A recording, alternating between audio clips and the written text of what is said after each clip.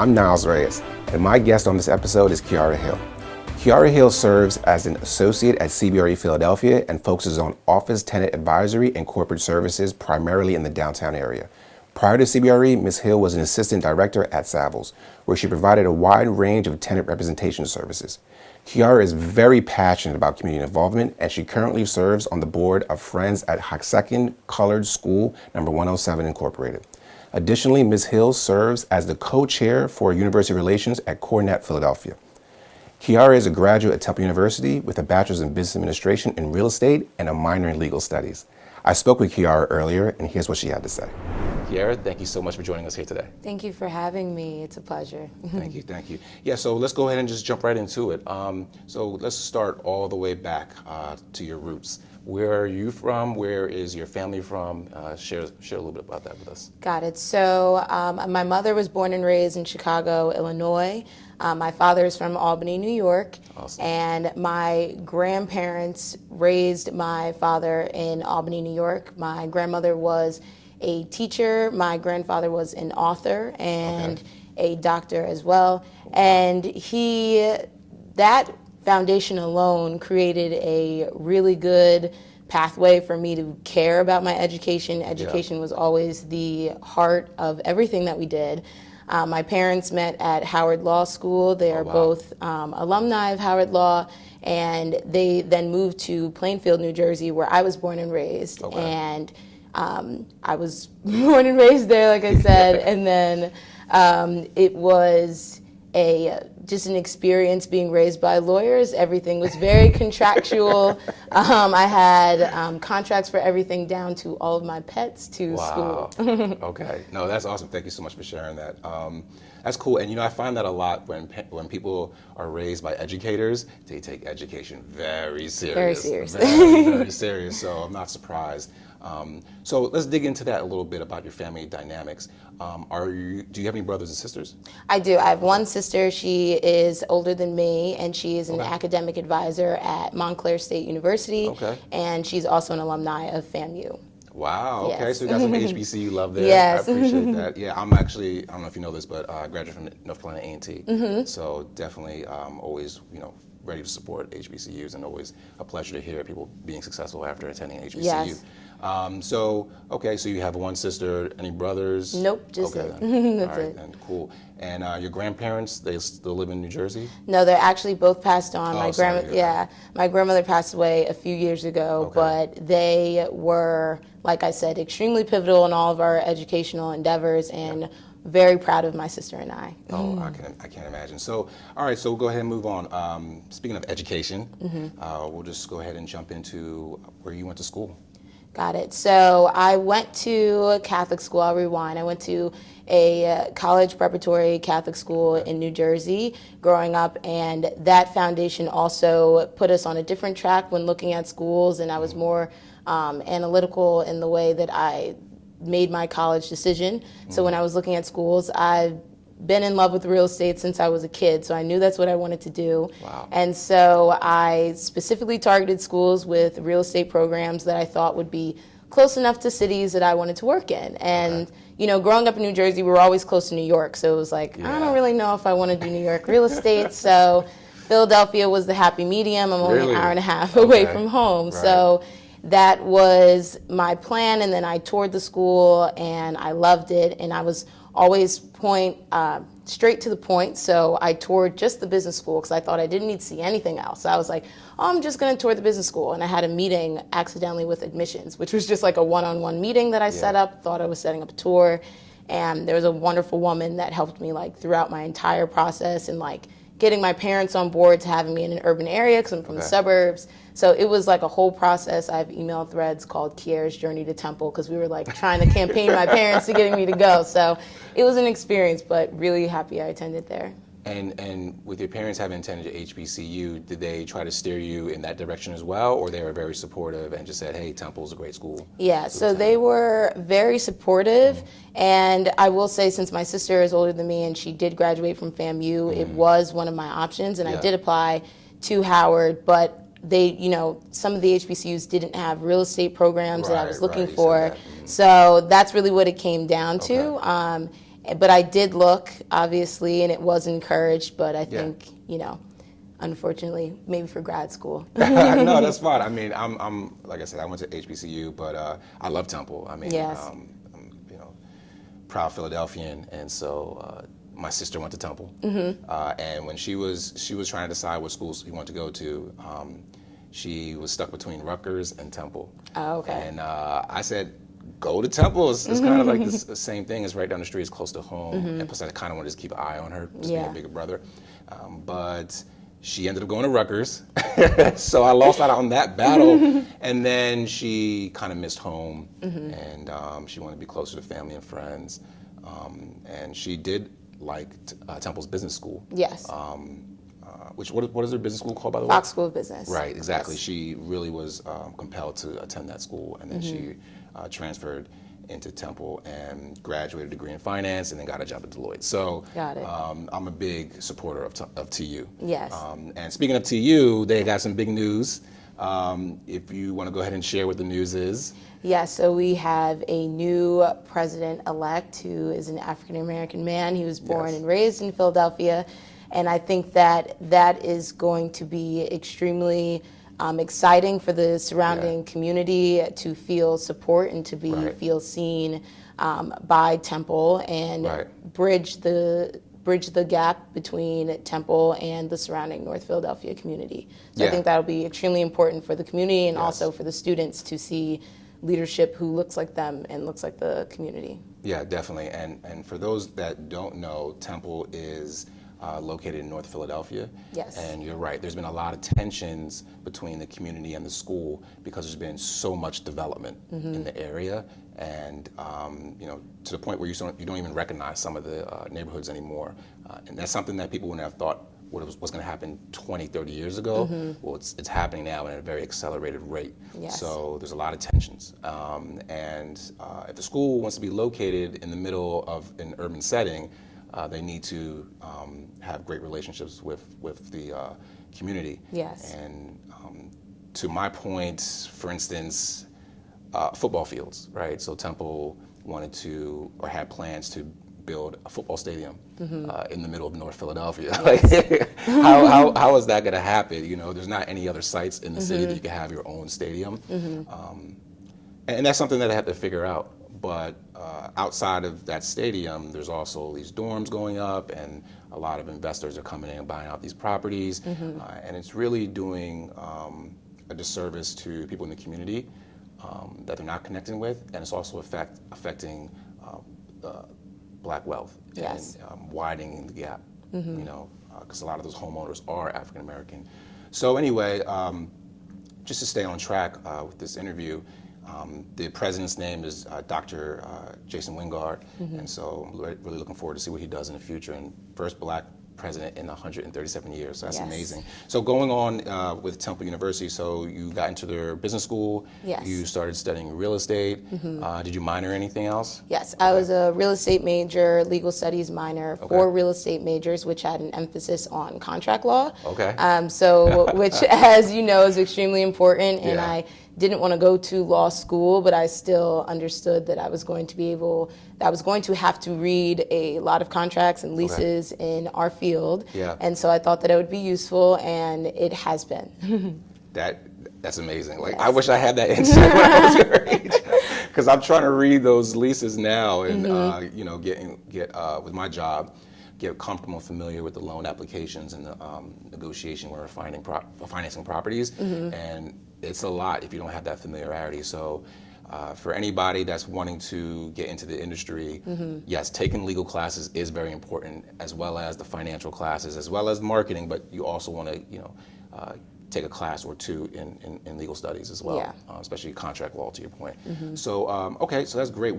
Were you involved at Temple in extracurricular activities? So I was in a few programs. So we have a Temple real estate organization that I was a part of. And then I also, like I said, I have a foundation of family who comes from education. So I've always had a knack to give back to nonprofits. So I was in programs such as Gear Up, which basically went into the underserved communities in the different high schools in Philadelphia, and we sat at tables, we talked to students about the college admissions process and the importance of going to school or not going to college, and thinking about what trade school looks like for them.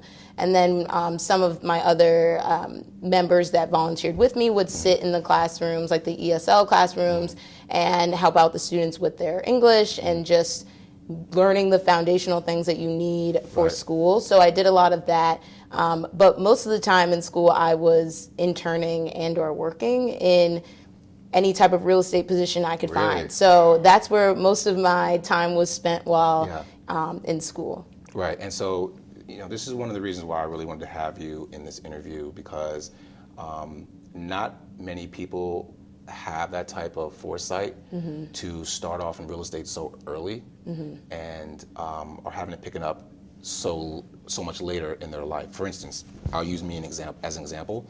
I didn't get into the industry until I was in my 30s, right? And that's because I had no exposure and no knowledge.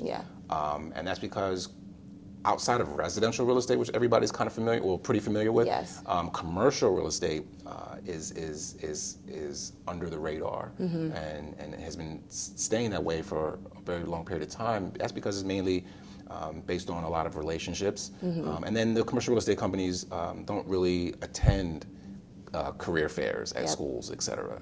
That's not what they do. So I got into the industry later, but one reason I wanted to have you on is so that people can see, I can major in this. I can, by the way, let me add a contract law class to my curriculum, et cetera. Let me do internships at commercial real estate companies. So this is the type of exposure we're providing for those individuals that prior to this, for the past 100 years, hasn't happened. So we're instantly adding value already. So I really appreciate you sharing your story. And so tell me about some of the internships that you did get involved in or did participate in. Got it. So like I said, I've loved real estate since I was a kid, and that interest originally peaked from residential, like you said, because it's the easiest thing that you can see with your own eyes. So my family home was on the market in 2008, right before the market crash.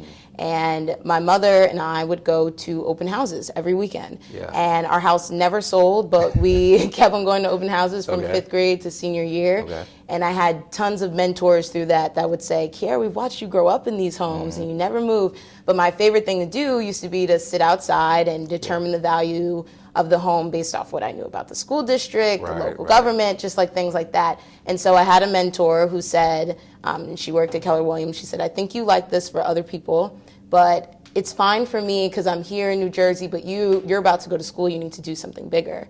And you need to you're capable of more than selling homes. And not to say that there's not value in selling homes, but I think that you can do something else that I didn't have the opportunity to do.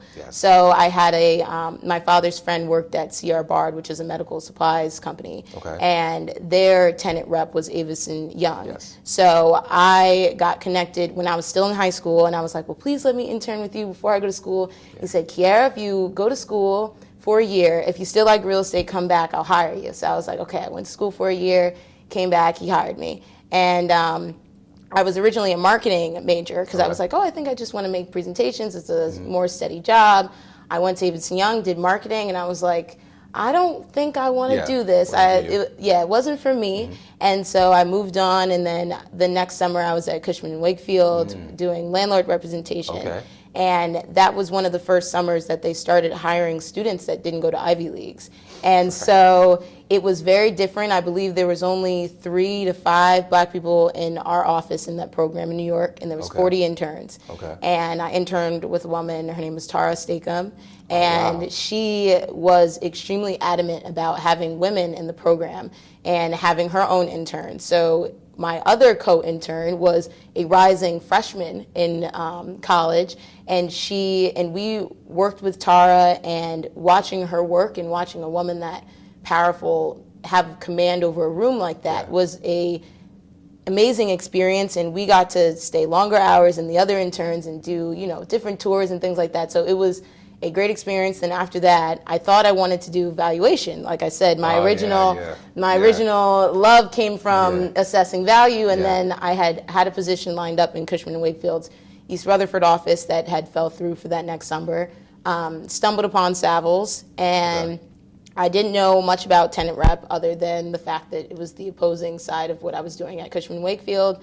Got into it, loved it, and I interned there throughout the summer, fall and spring, and then I started my full-time position there and then transitioned to CBRE just recently. Oh, wow, that's So. an amazing story. That's an amazing Yeah. story. I mean, okay, first of all, let's break that down. Shout out to Cushman & Wakefield Yes. for starting that program and, kind of redirecting their focus on their talent. And obviously there was some diversity was able to come through the pipeline because of that. Yes. Shout out to Tara, right, for, being very intentional about supporting young women in their efforts of getting in an industry and getting their first start as an intern, especially women of color. Yes. And then Savills, you said? Yes. I mean, thanks to them, when I met you, you were working for them, or at least interning with them periodically while you're in school too, right? Yes, I was there around 20 to 25 hours a week my senior year. So the running joke was, does Kieara even go to class? Because she's here every day. Right. No, that's amazing. And you're obviously in a position now, position of influence now. So, you can lead that effort and support other women of color, women in general, minorities in general, et cetera.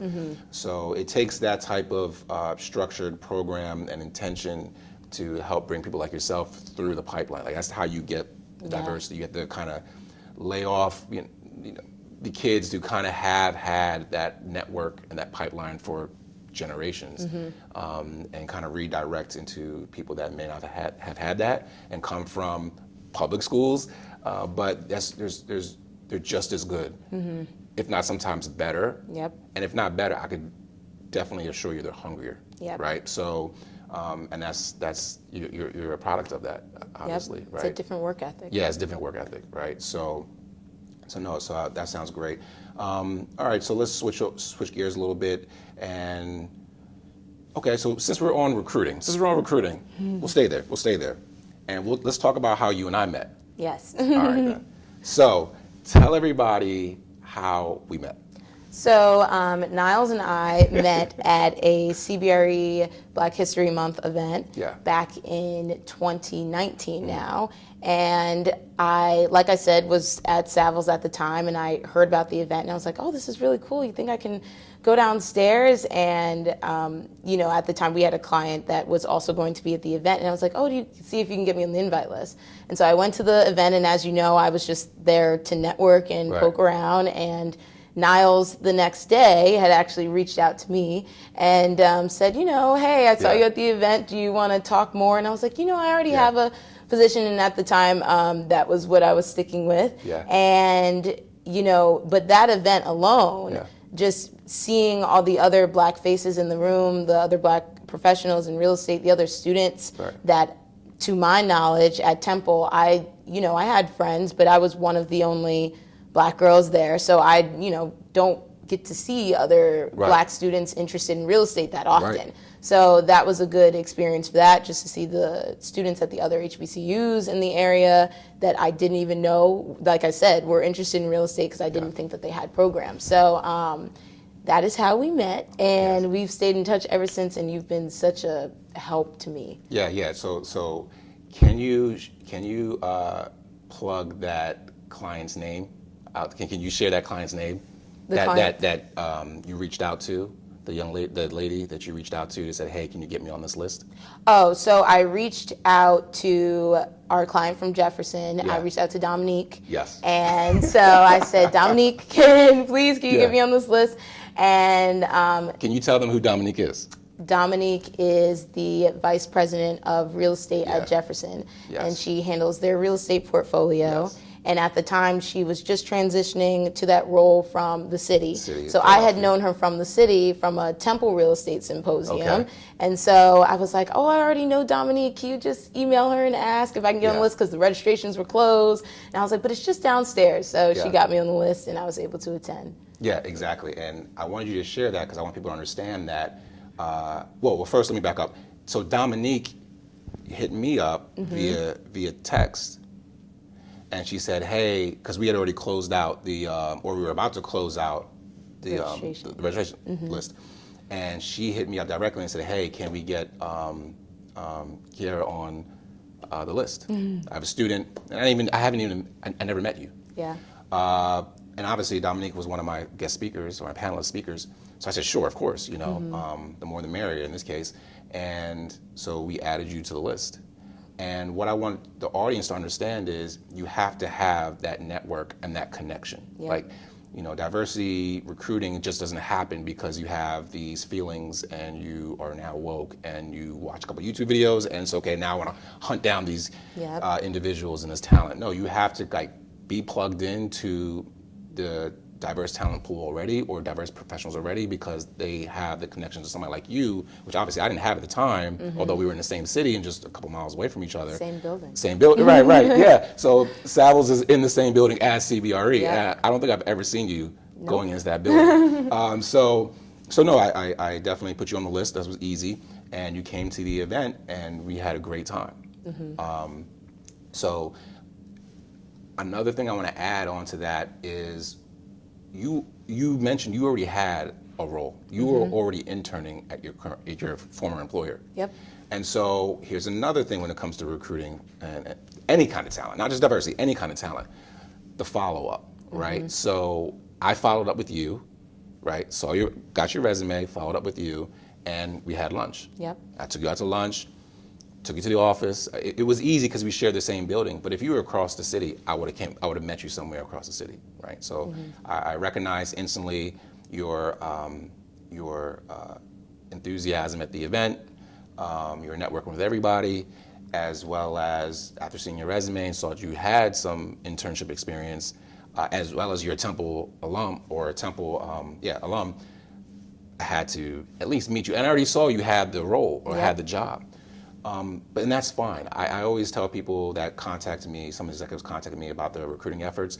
I say, it just doesn't happen in just a flash. You see a resume, okay, I want to hire, and boom, it happens. Sometimes you have to treat it like a deal. So you start the deal process in, the fall, and then it may not come to fruition until the following fall, or maybe 2 years down the line. And I knew that you had a job, you were loyal to them, they gave you an opportunity, a chance, an internship, et cetera, and you were doing great there. Yep. But you're not gonna be there forever, right? So, and I already had momentum behind me. Yeah. So I wanted to recruit you, and we had lunch, we chatted, we talked, we kept in contact, and then in keeping contact, I passed your information off to one of our star female brokers at CBRE Philadelphia. Yep. And then you guys started a conversation. Yep. And we had a whole nother, so at the time I was involved in a family's business, and that revolved around data analytics. And Rhea, obviously, she had a talk show on the side revolving around data analytics and coding and things. So I had connected her with my cousin, and she actually had my cousin on her show as well, talking about that. And then we stayed in contact because, like I said, we had other things in common. Right. And obviously the pandemic hit and everything started shifting, and all those resources started to come back. And then it was like, oh, wait a minute, I think I might know people and things like that. So she has been and still is extremely helpful to me in my growth at CBRE especially. Yeah, exactly. And that was just following the event, following my follow-up with you, meeting you for lunch and chatting, and just asking what your interests and aspirations are for future opportunities. I saw you're a great, potential candidate, and then obviously following you up and connecting you with one of our top female brokers, and you guys hit it off instantly. Yep. And you were still working for your other employer, and then later on, things kind of fell in line and the opportunity came available, and you jumped on it. And so I guess what I want the audience to understand is that, like I mentioned before, it takes a lot there has to be a lot of kinetic energy to get top talent. Yep. You just can't have these intentions to recruit top diverse talent and put very little energy and effort into it, no follow-up into it, no events, no recruiting, no showing up at schools.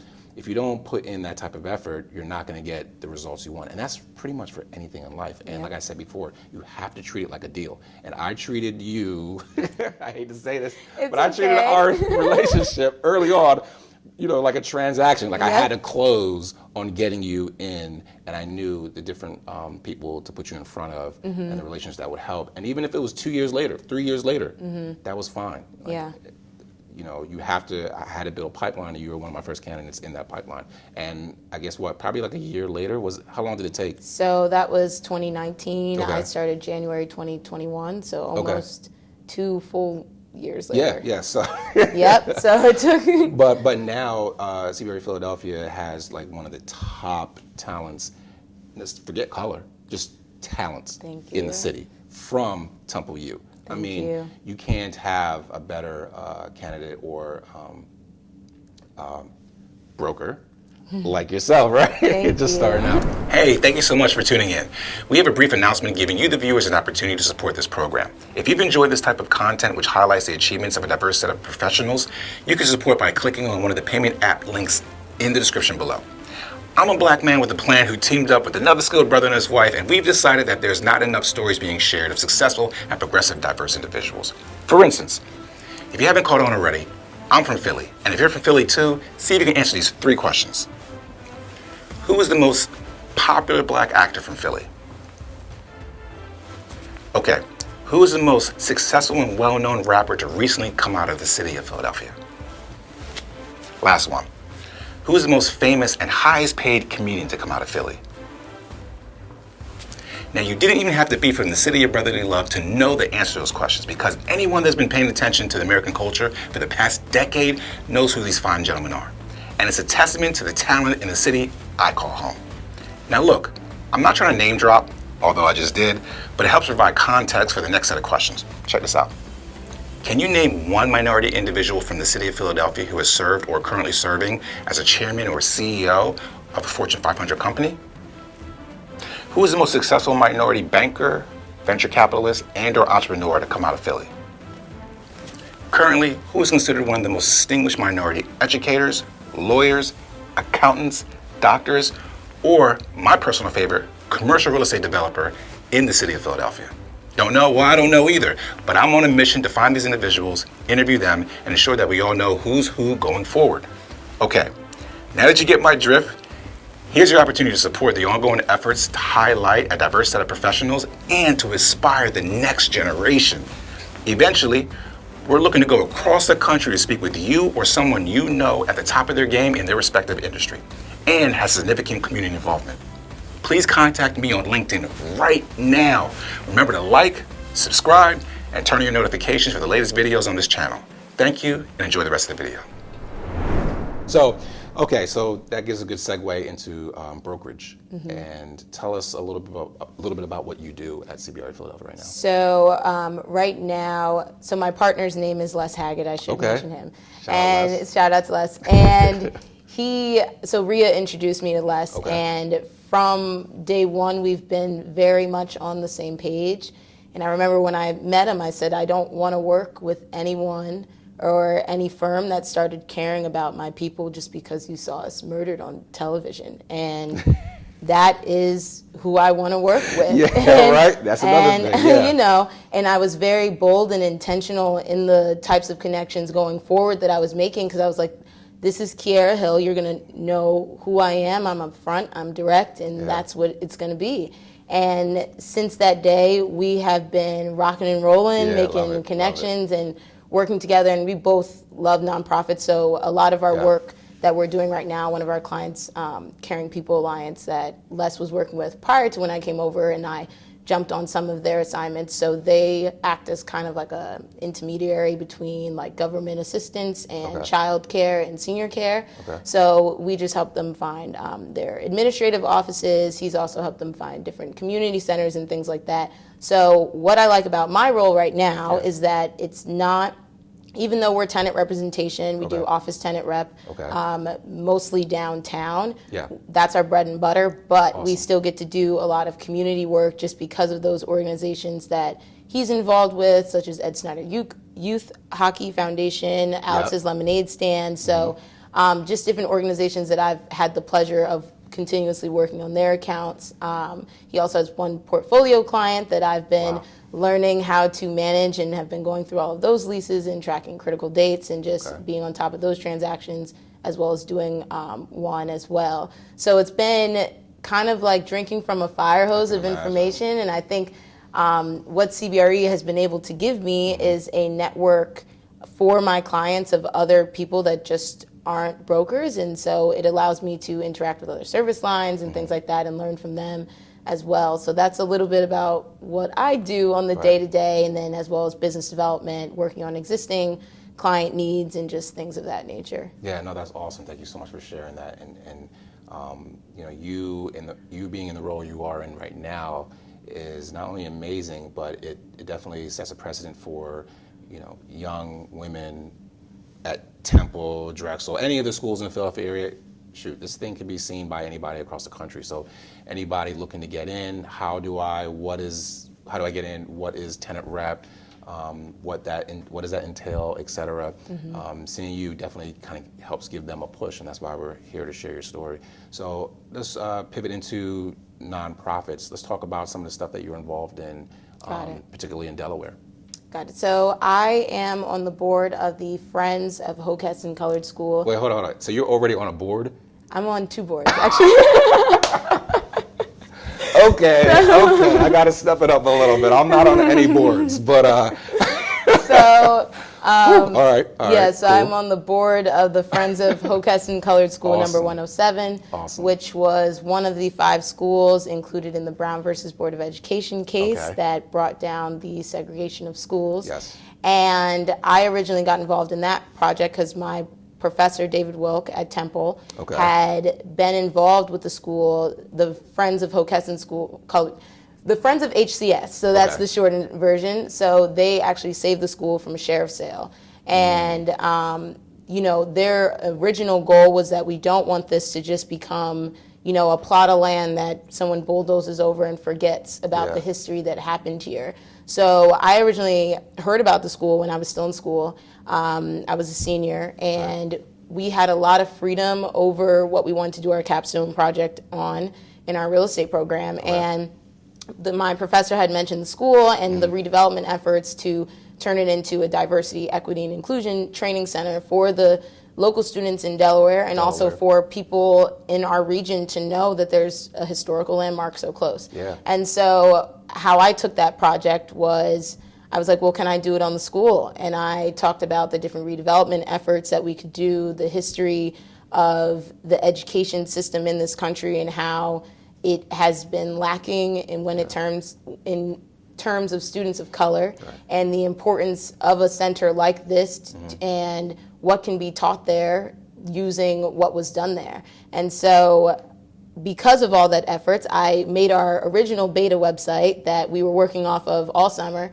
And so when I graduated, he was like, okay, well, you made the website, and do you still want to be involved? Because like you're so passionate about it. And I was like, of course. So all summer I was like updating the website, and then until we got our funding off the ground and things like that. And we now have a new website as of like last month or so, and it's beautiful. But that was kind of my role. And then they invited me to be a part of their board just because of all the work I had been helping them on. And just on May 17th, which is now Brown versus Board of Education Day in Delaware, in the state of Delaware, there was an event at the school, and there was local Delaware government that came down. Les was there, my mother was there, and my mother was actually a part of the first busing programs of desegregating the schools. So that was just a historical event in and of itself to see some of the students from the school there. And so we are planning to renovate the school. We're in works of doing that now, hopefully to get it open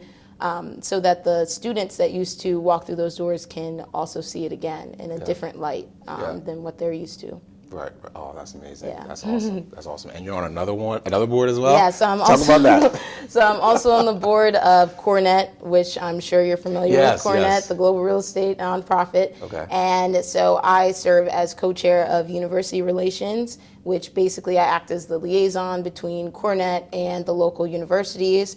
And we're actually running a mentor program now that I help start with help from young leaders. And it's about 20 or so of us that we went through a process with students from St. Joe's, Temple University and Penn State, Okay. and assigned them to a mentor that was a young leader in CoreNet.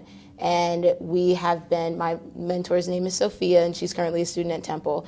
And I've been taking her places with me when I can, to tours and open houses and stuff like that happen over the summer. And we're also going to plan events for them in hopes to do a larger mentor program next year, in which we will include HBCUs and try to form new relationships with schools that we hadn't had before. So Wow, it's been a pleasure. Yeah, no, that's something that, CoreNet really needs. A lot of different organizations need. I know ULI, I think they just bought out REAP, or they purchased REAP or acquired REAP. Another diversity in commercial real estate program.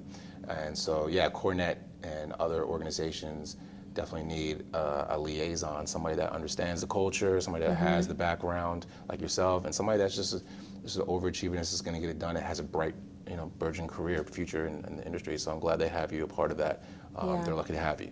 Yes. For sure. And So. I'm also, I've Okay, left what out else? one What thing. else? What else? It's just one last thing. So, Okay. obviously, in efforts of diversity, I'm sure you've heard of the African American Real Estate Professionals. Yeah, yeah. And we don't have a chapter existingly in don't. Philadelphia. No, we don't. And so there is a formation committee that was forming, and I was also invited to be a part of that. So. Awesome. Also been helping them and trying Yeah. to create synergies between CoreNet and AREP and CBRE and AREP. So Right.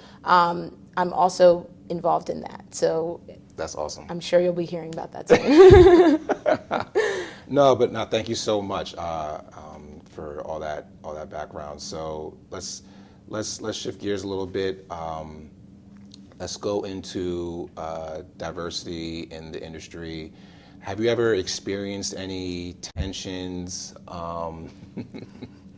Have you experienced any issues in interviews with just a lack of awareness or an overcompensation to recruit diversity, talent, et cetera?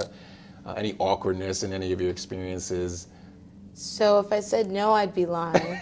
And I think that for me, fortunately, since my interest in real estate is a lot different than what other people are accustomed to, that has given me a good ground to kind of buffer out some of those previously thought things about what people assume a young black girl would look like or talk like. Right.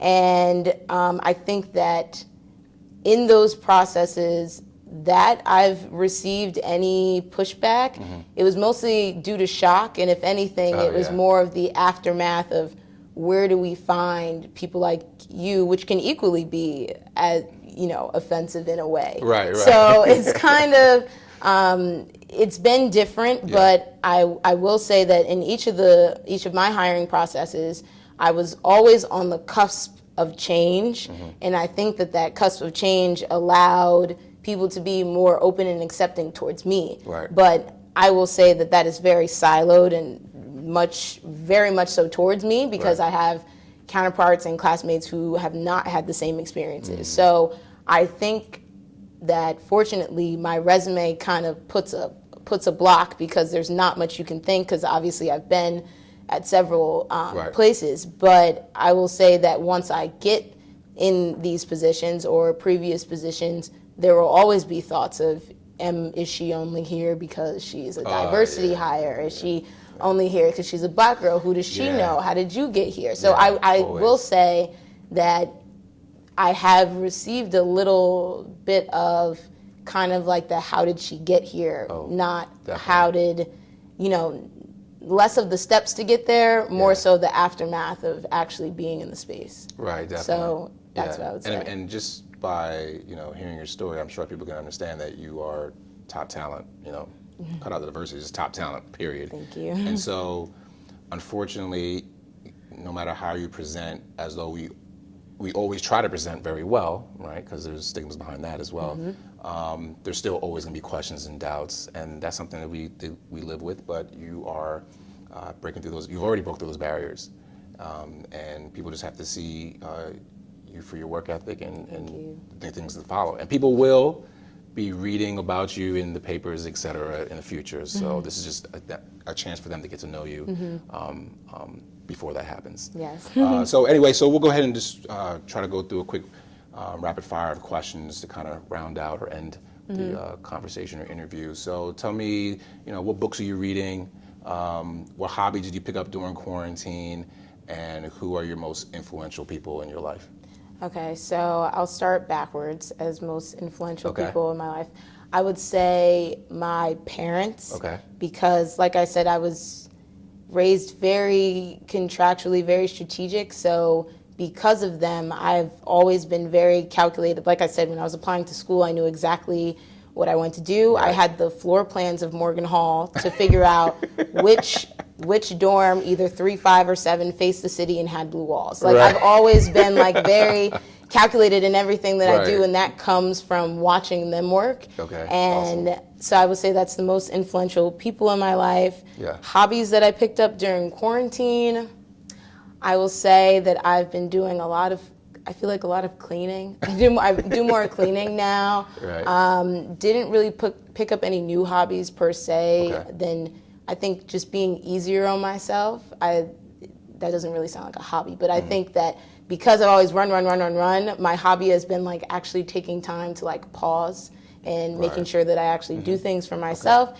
And books that I'm reading right now. So like I said, my grandfather is an author, and he has a book. It's called The Moaner's Bench, and it's a fictional kind of depiction of his life in Arkansas, because he grew up in Arkansas. Wow. And so I've been reading that currently. So that is the rapid fire. Did I miss anything? No, you got everything. Thank you so much. You did it backwards too. I really do appreciate it. We'll ask one cool down question. If you weren't in commercial real estate, what other career would you do? I'd be an educator. Okay, awesome. Well, thank you so much for coming here today and sharing your story, Kieara. Thank I you really do for having appreciate me. that. And everybody else, thank you for joining today. You could check out our other videos on our other YouTube channel, and feel free to reach out to me if you have any questions. Thank you.